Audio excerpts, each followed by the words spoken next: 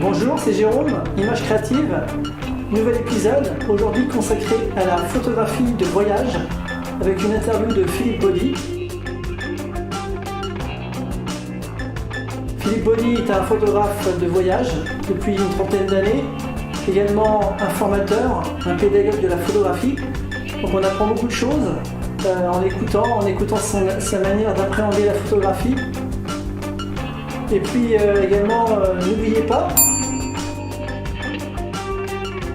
la photographie est une expérience.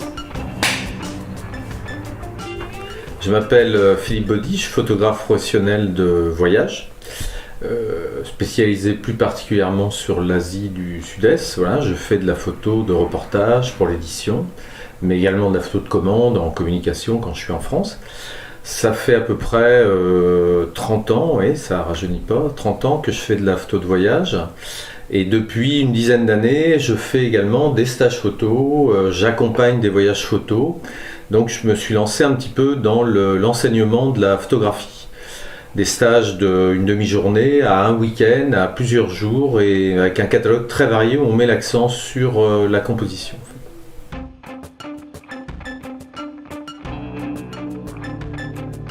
Alors en fait, là, au début, on a fait des stages pour débutants. Et c'est en fonction des débutants, si je peux dire, qu'on a développé notre pédagogie. Parce que c'est plus difficile d'apprendre à quelqu'un qui démarre, qui n'a pas le jargon, qui n'a pas de référence dans l'univers de la photographie. C'est ça le plus compliqué. Et puis ensuite, quand on est passé au stage composition, comment apprendre aux gens à faire une belle photo, à sentir un sujet, à se sentir investi, ça c'est beaucoup plus complexe. Et là, en fait, j'ai essayé de me rappeler ce qui, moi, m'avait fait progresser, en fait, quand j'étais jeune photographe. Et je me suis rendu compte que ce qui m'avait fait progresser, c'était presque toujours des rencontres, des phrases clés, des choses qui se disaient et qui, tout à coup, me débloquaient quelque chose. C'est-à-dire, je commençais à comprendre, à prendre conscience de quelque chose dont je n'avais pas du tout conscience avant. Donc jeune photographe, moi j'ai progressé par bloc en fait. Donc on n'a jamais cherché à faire des cours où on apprenait aux gens des techniques particulières, mais on a cherché à faire des stages où on les mettait dans une situation qui allait provoquer chez eux un déclic pour leur permettre de passer à l'étape suivante. Alors ces déclics-là, ça peut être par exemple l'approche du sujet, comment un photographe doit se comporter devant un sujet, comment l'aborder. Ça peut être le plaisir de prendre en photo des trucs moches et ce que ça va apporter. L'idée de penser la photo dans sa tête avant de la réaliser. Tout ce genre de choses, en fait, on va proposer une progression par bloc, ouvrir des portes pour les amateurs de photographie, plutôt que d'apprendre des techniques, parce que les techniques, c'est relativement facile à apprendre. Il y a plein de tutos, il y a plein de bouquins.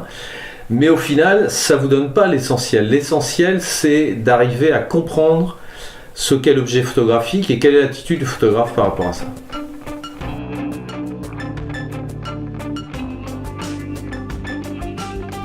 Moi, j'ai commencé assez jeune. C'est mon père qui m'a un petit peu initié à la photo.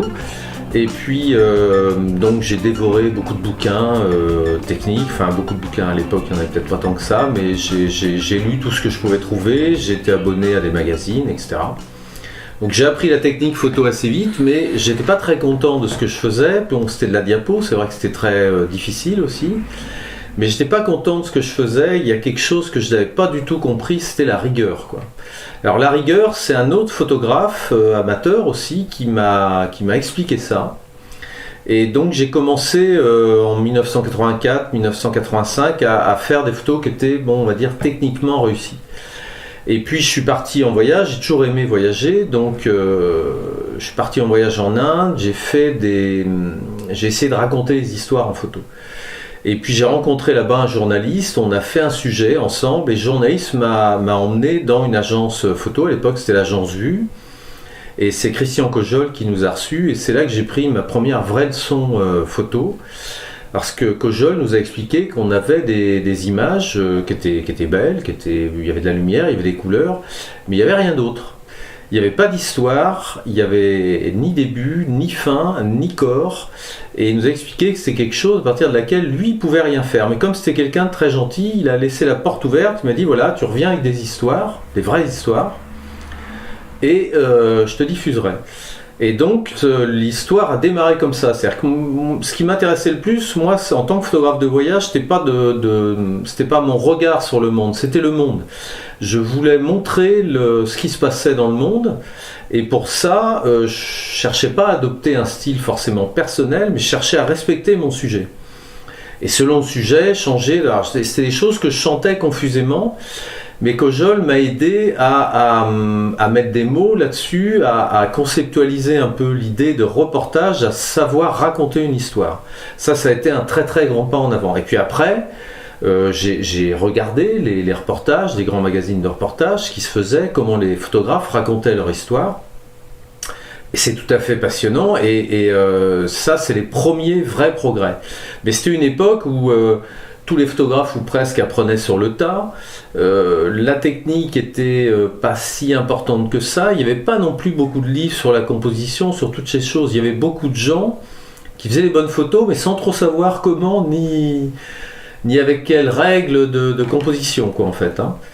Donc sans doute qu'il y avait une partie qui était un petit peu instinctive. Et en fait, quand j'ai fait mes premiers stages, on a un stage qui s'appelle Grammaire de l'image, où on dépouillait un petit peu les mécanismes de composition, toutes ces choses-là, je me suis rendu compte que j'avais pas les mots qui allaient sur les actions, c'est-à-dire que je faisais des choses sans savoir ce que je faisais. Et en l'occurrence, ça m'a fait beaucoup de bien d'ailleurs pour moi-même de les théoriser, de mettre sur papier, et puis de dire voilà, on a des règles, on n'est pas obligé de les respecter, c'est quand même bien de les connaître par contre, mais surtout le vrai enseignement de la composition, de la création photographique, c'est qu'on est totalement libre. Et en fin de compte, cette grande liberté, elle est difficile à gérer, parce que comme on peut tout faire, si on se cadre pas nous-mêmes, si on n'a pas de la rigueur, si on se canalise pas, et bien finalement on se perd un peu en route, on essaie plein de techniques, plein de systèmes, et finalement on s'écarte de ce qui est vraiment important, c'est-à-dire d'arriver à transmettre quelque chose avec notre regard, mais en respectant le sujet qu'on est en train de prendre.